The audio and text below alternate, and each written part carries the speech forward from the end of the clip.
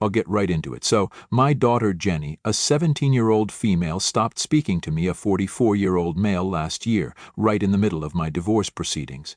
I had no idea why, and even lost custody of her during the legal battle because she insisted that she wanted to be with her mother, my ex-wife Cheryl, a 42-year-old female, and not me. She said that it was because she got along with her mother better than she did with me, but that was a blatant lie, because Jenny had always been more on my side. The switchover happened randomly and without explanation. I never even got to the bottom of it because she moved out and started living with her mother soon after the custody battle began and didn't talk to me much unless it was about important stuff. I was heartbroken and tried to get her back on my side a lot of times, but she was very clear about what she wanted, and that was to live with her mom. So after some time I stopped trying. After the divorce I still had visiting rights, but she told me that she didn't want to see me anymore, not after whatever had happened with her mother. I didn't understand what she was referring to because I hadn't done a thing.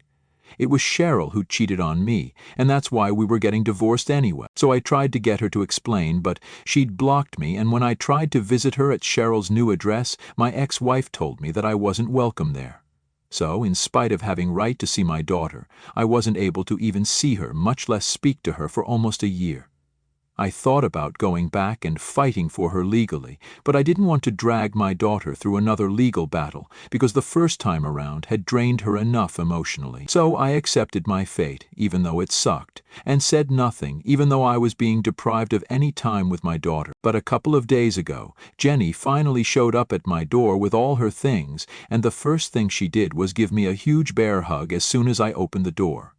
I didn't ask any questions and just let her come in because I was overjoyed to see her after one whole year of being away from my only daughter.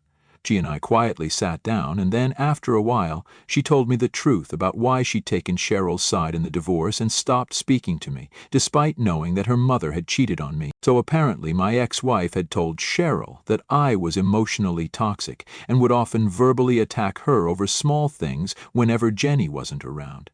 She painted me as a toxic, insecure, and generally an awful person who switched off that side of mine whenever Jenny would be around. To prove her point, she'd shown Jenny a chat where I was insisting that my wife wear a sweater to a work event, but she didn't tell her the context behind it, so it came off as controlling rather than me being concerned about what had happened.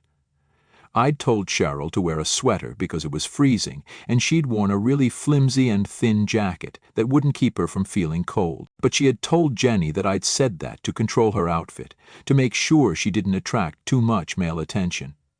Then another screenshot of a chat where I was arguing with her about this one time that she'd flirted a little too much with a friend of mine, right in front of me. She insisted that she was just being friendly and that I'd misread the situation, but I knew what I'd seen and I was very upset about it, so I'd been very rude to her in the screenshot, which of course Cheryl used to her advantage and made my daughter think that she was innocent and I was the one getting mad over nothing at all. There were several more chats that Cheryl had shown her completely out of context. And no wonder, after almost 9 or 10 of these, Jenny was convinced that I was the guy who her mother told her I was, and not the guy she'd known herself for 16 years. So she took her mother's side in the divorce, without even letting me have a chance to explain and tell her the truth. I was disappointed that she believed her mother, but then again she was just 16 and very impressionable, and even though she'd had a better relationship with me earlier, she'd had a good relationship with her mother, too, so I can't blame her entirely for believing whatever her mother told her, especially when she had proof, even if the proof happened to be very misleading texts taken out of context, and, of course, she had a lot of things to say about me that weren't available in the form of texts either. After telling Jenny all of this, she convinced her that she'd cheated on me just because I'd driven her to it. She'd had an affair with a co-worker of hers, and I'd caught her after almost 7 months because she'd forgotten to take her phone when she went to use the toilet one day. That was the end of our marriage, and even up until that point, Jenny was on my side, but one day, Cheryl managed to talk her into believing this ugly side of me, and that's what she used to turn her against me. She manipulated Jenny very cleverly and did everything out of court, never bringing up any of this while the lawyers were present, because then she'd be caught and I'd know what she was up to, so she did everything behind my back, and within a couple of days Jenny had turned over from my side to Cheryl's, which is how she got custody. She didn't even have to fight too hard for it because she'd already put in the work with Jenny, and now my daughter herself didn't want to live with me anymore. So as much as I hate her, I have to hand it to her, she played it pretty cleverly. Unfortunately, after almost a year of not speaking to me, Jenny had finally caught on, because she'd overheard Cheryl talking on the phone to her cousin, who was going through a divorce, and advising her to do something similar with her own kid, to do the same thing that she'd done with Jenny. It all clicked into place when she overheard that, and then that was it. She didn't even tell Cheryl before she came back home. She just left, and only left a note saying that she was having a sleepover with a friend, so I wouldn't get into trouble over this. Once she told me all of this, I told her she was now going to be living with me, and she seemed happy about it. She had probably expected me to be mad about it, because she'd just abandoned me without an explanation for almost a year. But I don't blame her. I blame the 42-year-old woman who took advantage of an emotional teenager's vulnerability. Even more so since she was having trouble processing her parents' divorce. That was it. I called my divorce attorney and told him whatever was going on. I didn't know what I could do to get back at her legally, but then he informed me that I could get her in trouble for intentional parental alienation, and since I'd heard about it from the horse's mouth, it would be a lot easier to prove. We'd have to file for full custody and modify the already existing custody arrangement, so Jenny could live with me now, and this would be useful in that context. I told him to get started on the paperwork immediately, and he did so. Once 2 days had passed, Jenny told me that she'd received several calls from her mother asking her where she was, because she'd already made calls to her friend's house to ask about when the sleepover would end, but she was not there. So now Cheryl was pissed and wanted an answer to her questions because she'd already guessed that she was probably with me. I decided that there was no point in trying to hide it from her anymore, since she'd hear from my attorney in a couple of days anyway. I called her up and told her that Jenny was now living with me, and that I'd heard what she'd said to her to turn her against me. She tried to play innocent when I brought it up with her, but I was no fool. I reminded her of all the out-of-context screenshots she'd used to manipulate Jenny. I told her point blank that I was going to make sure I got custody of Jenny now, and she needed to watch out for another civil lawsuit coming her way, either slander or defamation, because of the things she accused me of. I was mad, and didn't think much before saying the things I was saying, and then all of a sudden, Cheryl and I were screaming at each other because of what I'd said to her about another civil lawsuit. She was really pissed off because apparently it was bad enough that I was trying to take her daughter away from her and that I had no right to sue her additionally either. It was ridiculous that she was complaining about it because in my head, this was the least that I could do. I told her that it didn't matter what she felt about the situation. It was going to happen, and I was going to make sure that she paid for all that she'd done to me. I hung up after that and didn't check my phone for hours, since I didn't even feel like speaking to her or anyone else at that point. I went out on a walk afterward and left Jenny at home by herself for like half an hour while I walked around to cool off. When I came back home, Cheryl was waiting in the living room for me, and Jenny was sitting opposite her, looking like she was going to cry. It was Jenny's expression that really set me off, because I could tell that she'd been yelled at by Cheryl, and after the things she'd done, she had no right to say a word to our daughter. I flipped out at her, and we got into a huge, screaming fight. After I told Jenny to go back to her room so her mother and I could talk. The crazy part was that she wasn't even fighting with me over Jenny. She was fighting with me because she believed that a civil lawsuit was too excessive and that she couldn't afford this anymore. After some yelling, she broke down and told me that she'd lost her job a couple of months back because she'd broken up with the guy she'd had that affair with, and he'd told everyone about their affair, which she'd managed to keep a secret for a really long time. So now she was in the middle of jobs, struggling with money, and it was kind of a relief that Jenny had found out about the truth, so she was going to come live with me because it just meant that she'd have to spend less on stuff. I was shocked that she was saying these things and that her money, her job, and stuff were more important to her than her own daughter. So, after her mini meltdown, I sat back down with her and told her that she was the worst mother on this planet and that she deserved this lawsuit and everything else coming her way after this. Then I asked her to leave, and she did, but since then she's sent me a lot of texts saying that I'm being a total jerk for suing her over something so petty just for revenge. I don't think I'm being petty at all, but I don't know. Maybe I should be a little less, because honestly, I don't really need to go out of my way to hurt her. Jenny's going to live with me now, and that's what I'd wanted all along, but I also really want Cheryl to pay. So am I the a-hole for suing my ex-wife now, even though she's ready to give up our daughter's custody after she cheated and lied to our daughter about me? Update 1. Hi guys, so I'm not going ahead with the civil lawsuit. I did go through the comments and most people didn't see anything wrong with what I was doing, but to be honest, I think I want to get the custody case over with first before going out of my way to sue my ex-wife. Revenge shouldn't be my top priority right now, it should be my daughter's well-being. And the less involvement I have with Cheryl in any capacity at all, the better off both of us will be. I told my attorney to call the slander lawsuit off, but we're obviously still going ahead with the custody modification. She's already been served and we're meeting with a mediator in a couple of days. My daughter has already sent me all the proof I need to have, and when I asked her if she wanted her mother to have partial custody, she told me that she didn't and wanted me to have full custody because after whatever had gone down with her mother the other day.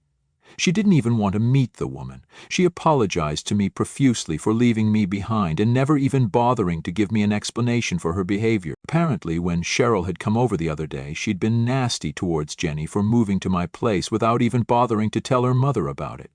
I'd come back home just 10 minutes after her arrival, and those 10 minutes had been enough for Cheryl to give Jenny an earful about how ungrateful and selfish she'd been in this entire divorce and custody situation. She said that not only was she hurting her mother, but she'd also hurt me first, which is true, but like I said, it was mostly Cheryl's fault. She just wanted to gaslight Jenny into believing that this was all somehow her own fault, because like always, she just didn't want to take the blame even if she was the one who had screwed up. And I'm still putting it here in a much more polite and respectful way, but Cheryl's way of speaking to Jenny had been far more brutal and cruel. I'd been married to the woman for a little over 20 years before this. I know how vicious she can get when she wants to, and it was surprising that she didn't even spare Jenny from facing that side of hers. I'm glad that our daughter came back to me because Cheryl's obviously a lot more interested in irrelevant crap than being a good mother. So be it then. Update 2. So there's been a really unexpected but unsurprising turn of events. Cheryl decided that she wanted to give up custody of her daughter altogether. It came as a surprise to me and my attorney, and we had no idea what to do when we learnt about this. I've got to say, I was shocked that she'd actually gone through with it because so far, I'd always believed that she'd at least have a little love in her heart for Jenny. Not anymore, though. She wants nothing more than to just live on her own and save money. It's strange because I know she's in between jobs and stuff, but her getting laid off at one place doesn't mean she's never going to get a job again. This is just a temporary phase, so I can't figure out why she'd make such a permanent decision like terminating her parental rights altogether over a phase of her life. Hypothetically speaking, even if she just opted for visiting rights, then she still wouldn't have had to spend much on Jenny apart from one weekend or two at most. Not even that, perhaps, since Jenny has made it very obvious that she wants to live with me and not her mother. Crazy how she's ready to just abandon her daughter, and I have a nagging feeling that there's more to this situation than she's letting us in on. Cheryl worked in a very well-reputed firm and was a department head. So she got paid pretty well, and 3 months without a job isn't enough to make her broke or whatever. She used to be big on savings as well, and unless she went out of her way to live a spendthrift lifestyle in the past year, she couldn't have possibly spent all her savings and run herself to the ground. It doesn't add up, and I know she maintained the same normal standard of living after our divorce as well, since Jenny has lived with her mother for a year, and she confirmed that Cheryl didn't suddenly start living like a millionaire after the divorce. I have my doubts and theories, but they're all unlikely. For now, I'm guessing that I just have to thank my lucky stars that I get to have full custody of Jenny without having to go through the trouble of yet another legal battle after last year. I don't think any of us wanted it, so, in a way, this is good for us.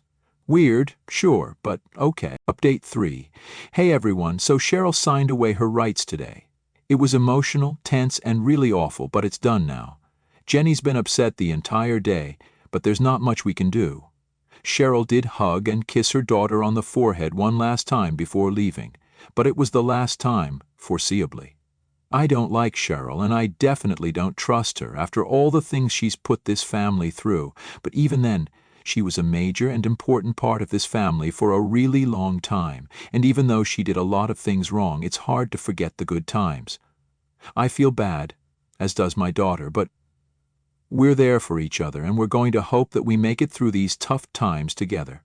I don't know what to say anymore, because even though I'd been building it up in my head and preparing myself and Jenny for this day mentally for a while now, I didn't know just how hard it would hit us when it finally happened and was done with. It feels weird Jenny isn't going to be Cheryl's daughter anymore legally, but, well, that's how it is then.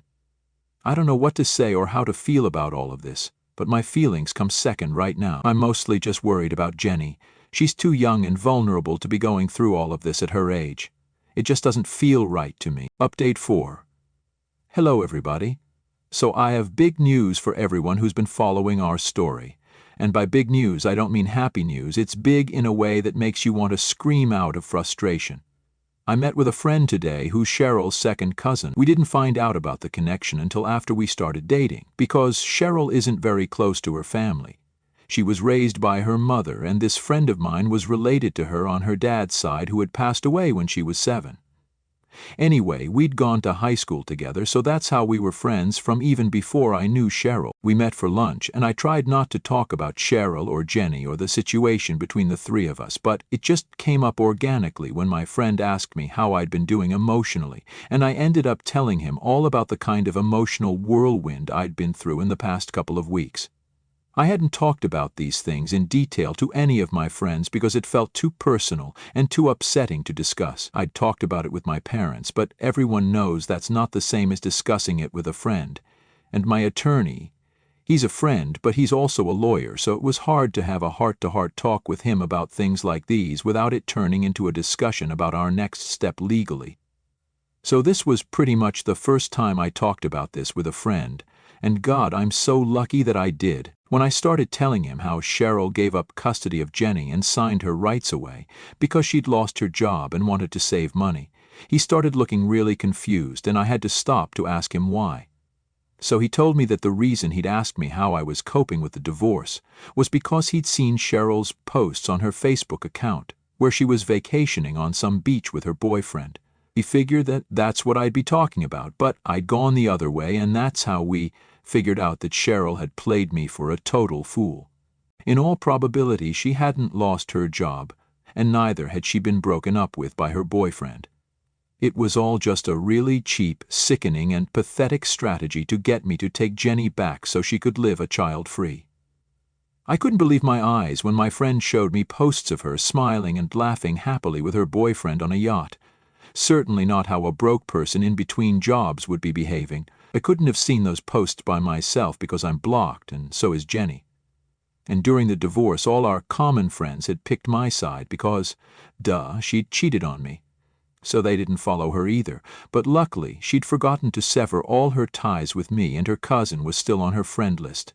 I was disgusted when we figured out the truth, because it was crazy to think that she'd gone to such an extent just so she wouldn't have to deal with Jenny's responsibility anymore. If that was the case, then she could have just told me about it, and I would have gladly taken Jenny, but no. She wanted to portray herself as the victim, and so she did something so low I literally couldn't even bring myself to say anything after I saw that post of hers, and my friend and I just sat in silence at our table for a while as I tried to process this. I tried to make up excuses for her in my head, but I just couldn't. I'd done enough of it for her in the last few months, but I just couldn't excuse this behavior. Not after she voluntarily chose to hurt Jenny, just so she could have her fun. I remember how emotionally devastated Jenny was the day she signed away her rights as a parent. And as if that wasn't bad enough, now I find out it was nothing but a huge lie that she told us to cover for herself. I don't know what to do now, especially because I know I have to tell Jenny. I owe her the truth, and I know it's going to break her heart, but the girl needs to know. Update 5. I told my daughter about the truth just a couple of hours back. I'm surprised that she's dealing with it so well, and it feels like she's grown up overnight. After I told her the truth, she just shrugged it off and said that it didn't matter to her anymore. She'd already cut herself off from her mother the day she left home to come back to me and apologize, and the day Cheryl signed away her rights was pretty much the last straw for her, so now it doesn't matter to her what she does and what lies she tells us. If she wanted to get rid of us so badly, she should have just told us the truth. It's not like Jenny would have tried to force her way into Cheryl's life, and neither would I have asked her for child support or anything. I earned well enough on my own and had been supporting our family for a really long time before Cheryl started working. So that's it, I guess. We're not going after her or anything. We're just letting this all go.